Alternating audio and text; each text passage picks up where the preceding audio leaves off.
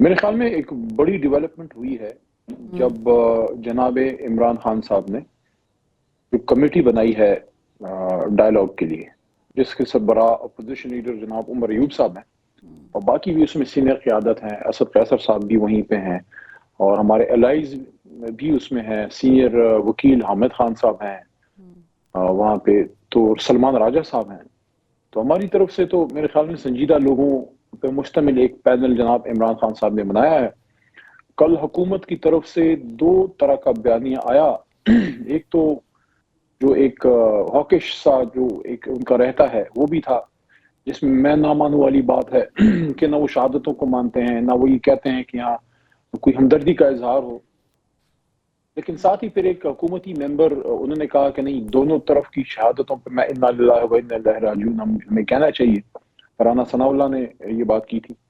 میں نے رانا صاحب کی بات کو اپریشیٹ کیا کہ اچھی بات ہے کہ کم از کم حکومت سے بھی کوئی ایسے ہیں جو سمجھتے ہیں کہ یہ جو شہادتیں ہوئی ہیں وہ غلط ہیں، نہیں ہونی چاہیے. فگرز ڈسپیوٹڈ ہو سکتی ہیں، فگرز کہ کتنے ہیں. ہماری کلیم زیادہ ہے، اور ہماری کلیم اکثر ایک کرٹیسزم جناب بیرسٹر گوہر صاحب پہ آتی تھی کہ آپ نے 12 کی فگر کیوں دی ہے. انہوں نے 12 پہ کلوز نہیں کیا تھا، انہوں نے یہ کہا تھا کہ ہمارے پاس 12 کے فیکٹس آگے ہیں، اور مزید فیکٹس اگر آتے ہیں، انفارمیشن آتی ہے تو یہ فگرز اللہ نہ کرے کہ بڑے، لیکن یہ بڑھ بھی خدا نخواستہ سکتی ہے اگر آپ کے پاس فگرز آتے ہیں. کیونکہ مسنگ اگر لوگ ہیں، اور مسنگ اگر پولیس کے پاس بھی نہیں ہے یا اداروں کے پاس بھی نہیں ہے، تو پھر آپ کیا اس کا پریزیوم کریں گے کہ وہ انسان کہاں گئے جو یہاں احتجاج کے لیے آئے تھے. بہرحال ڈائلاگ والی بات پہ آتے ہیں کہ اسپیکر آفس ایک نیوٹرل آفس ہوتا ہے. حالانکہ کوئی بھی اسپیکر حکومتی جماعت کا تو ممبر رہا ہوتا ہے یا ممبر ہوتا ہے، لیکن ایک نسبتاً آپ کہہ سکتے ہیں کہ نسبتاً غیر متنازع ہوتا ہے فورم. کیونکہ اگر اسپیکر کے مقابلے میں ٹو سم ایکسٹینٹ کہہ سکتے ہیں، ان بائس تو فلی آپ نہیں کہہ سکتے، لیکن اگر اس کی بجائے کوئی یہ آپشن ہو کہ آپ صدر ہاؤس میں جا کے مذاکرات کریں یا پی ایم ہاؤس میں جا کے کریں، تو وہ تو ہمیں قبول نہیں ہے. کسی بھی اپوزیشن کو شاید قبول نہ ہو. اس کے لیے پھر آپ کو ایک نیوٹرل فورم چاہیے ہوتا ہے. تو سب سے نیوٹرل فورم پارلیمنٹ ہے. لیکن عمر ایوب صاحب اس کمیٹی کو ہیڈ کر رہے ہیں، اور وہ کہہ رہے ہیں کہ عمران خان کی رہائی اور مطالبات تسلیم کیے جانے تک کسی بھی اسمبلی کی کارروائی کا حصہ نہیں بنیں گے. اب ظاہر ہے کہ وہ ہیڈ کر رہے ہیں، اور پھر وہ ایک طرف سے کہہ رہے ہیں کہ کمیٹی بنائی ہے، دوسری طرف سے کہہ رہے ہیں کہ پھر ایسا نہیں ہوگا تو مذاکرات نہیں ہوں گے. تو مطالبات کے بغیر اگر مذاکرات ہوں گے، آپ نہیں سمجھتے کہ وہ زیادہ نیک شگون ہے؟ دیکھیں، یہ جو پروسیس ہے نا، یہ مذاکرات والا، یہ کوئی آسان راستہ تو نہیں ہے نا. مشکل صورتحال میں سے اس کمیٹی نے راستہ نکالنا ہوگا. دونوں طرف کی جو کمیٹی فرض کرنے بیٹھتی ہے، شہادتیں بھی ہوئی پڑی ہیں. عمران خان صاحب بھی جیل میں ہے 500 دنوں سے، اسیران جیل میں ہے. 9 مئی کا ایک معاملہ ہے. 8 فروری کا الیکشن جو ہے وہ چرا لیا گیا ہے. 26 نومبر کی رات کو جو ہوا ہے وہ سب کے سامنے ہے. تو ان ساری چیزوں کو اگر آپ دیکھ لیں، اب آپ اس کی انوائرمنٹ دیکھ لیں، انوائرمنٹ کیسی ہے. انوائرمنٹ تو کوئی کنڈیسو نہیں ہے نا، کیونکہ ہاسٹائل انوائرمنٹ میں لوگوں نے کام کرنا ہے. میری تو ان سے ہمدردی ہے. میں تو کمیٹی کا لیکن خالد صاحب دیکھیں، دو راستے ہوتے ہیں سیاست میں. آپ بڑے سمجھدار ہیں. اس لیے ہے میری ہمدردی اس لیے ہے کمیٹی کے لوگوں سے کہ ہماری طرف سے جو ممبران ہیں، سینئر ہماری قیادت وہاں بیٹھی ہے، اور اگر حکومت کی طرف سے بھی کوئی سنجیدہ لوگ آتے ہیں بات کو ٹھیک کرنے کے لیے، تو میری ہمدردی اس وجہ سے ہے کہ ہاسٹائل انوائرمنٹ ہمارے لوگوں کو ہوگی، ہر طرف سے کرٹیسزم ہوگی.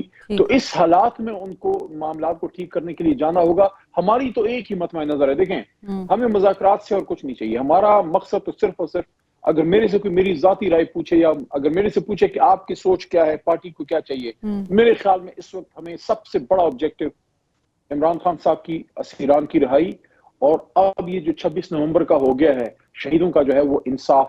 اب حکومت کی اس میں کیا ان کی پرائیورٹی ہے، وہ تو حکومتی لوگ آپ کو بتا سکتے ہیں. لیکن یہ جو رہائی والا مطالبہ خان صاحب، ٹیکنیکلی آپ یہ مطالبہ میرا خیال سے کہیں اور کرنا چاہ رہے ہیں. یہ مطالبہ گورنمنٹ کے تو بس کی بات نہیں ہے نا، کیونکہ انہوں نے تو آپ کو ایک ہی لائن کہنی ہے جو میڈیا پہ بھی بیٹھ کے کہتے ہیں کہ جی آپ جائیں کورٹ میں، وہاں پہ انصاف لیں، وہاں پہ کیسز چل رہے ہیں.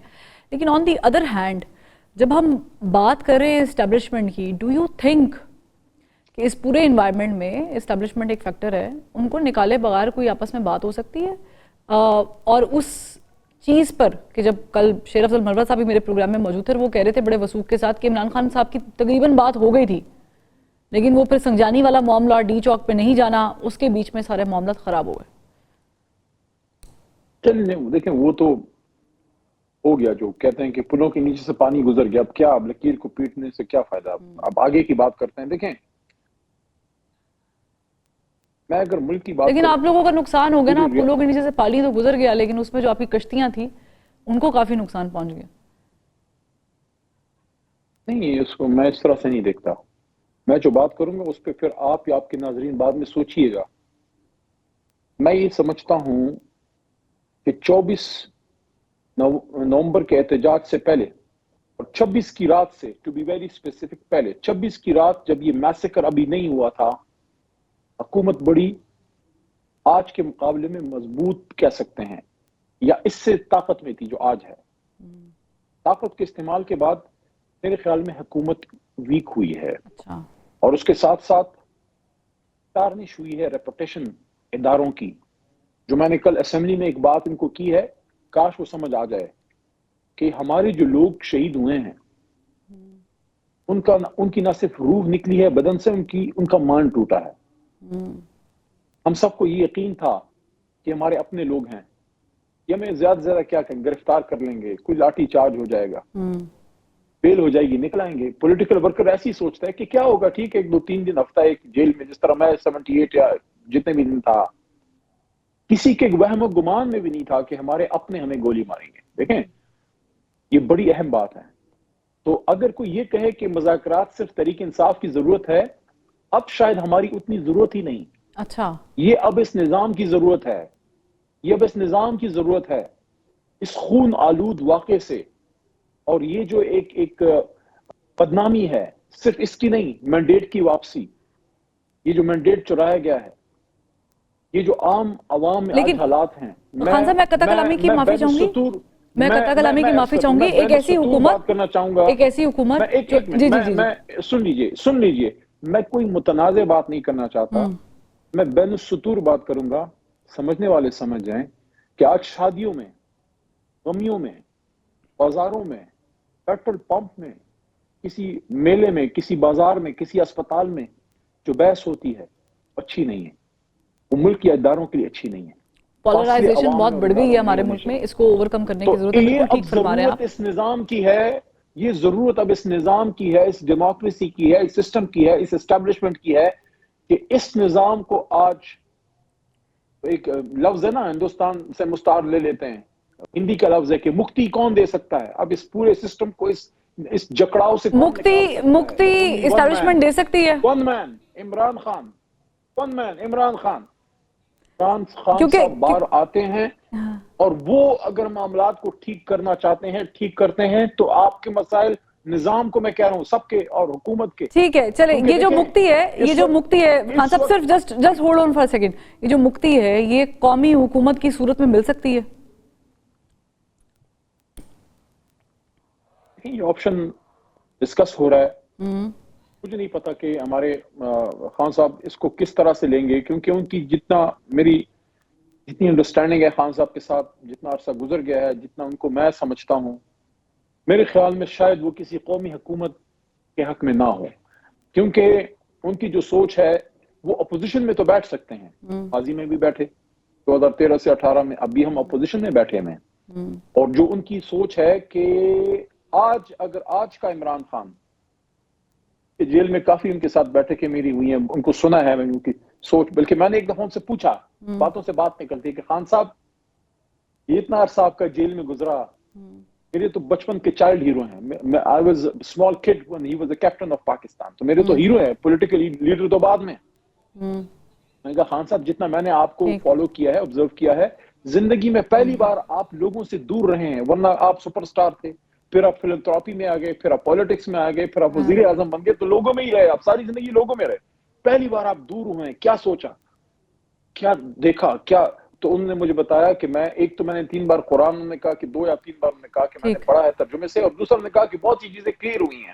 تو آج کا عمران خان جس کو میں اب سمجھتا ہوں، اگر آپ آج کے عمران خان کو 2018 میں واپس لے جائیں اور ان کو آپشن دیں کہ آپ تجویز ملی ہے، حکومت بنا رہے ہیں، آپشن ملی ہے قومی حکومت کی. سنیں، मैं दूसरी बात कर रहा हूँ। मैं वक्त की कमी है। इमरान खान को अगर आप पीछे ले जाएं 2018 में और उनको ऑप्शन दें कि आपके पास ये एलाइज हैं, ये MQM है, ये क्यू लीग है, फलाना लीग है, ये ढमकाना लीग है, इनके साथ एक कमजोर कोalition हुकूमत बनानी है। अपोजिशन जितना मैं खान को समझता हूँ, अब वो अपोजिशन लेंगे, वो अगर हुकूमत में आएंगे तो 2/3 से आना चाहेंगे ताकि अपनी पॉलिसी, यानी वो बैसाखियों पे नहीं आएंगे। इसका मतलब है कि वो कौमी हुकूमत का हिस्सा नहीं बनेंगे। आप लोगों को खान साहब वन लाइनर बताइएगा, टाइम की कमी है। आपको ऑफर हुई है कोई इस तरीके से, कोई बातचीत, कोई इनिशिएट की गई? कौमी हुकूमत है, आप लोग भी हिस्सा डालें, सोचें इस बारे में। नहीं, मेरे सामने कोई ऐसी बात नहीं आई।